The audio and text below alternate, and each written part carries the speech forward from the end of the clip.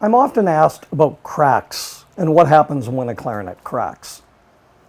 Since we only have a brief time today to chat, let's assume your clarinet has cracked. I get many phone calls from people absolutely in a panic, thinking that life as they know it has ended.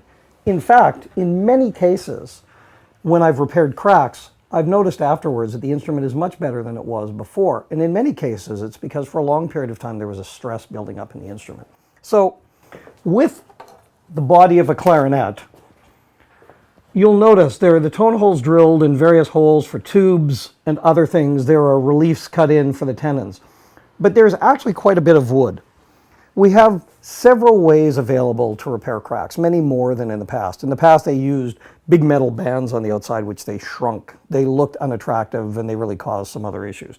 Now, we have a variety of ways. One of the common ways is simply drilling holes at angles between tone holes and putting in through a threading mechanism a wire.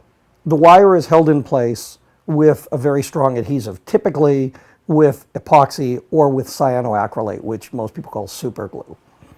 Please note that glues are not all equal, and many of the ones that you can go and buy in different shops don't have the strength for this type of work.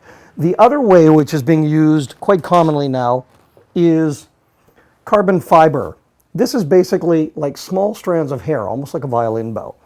And there will be spaces cut in or channels on the outside, depending on the configuration.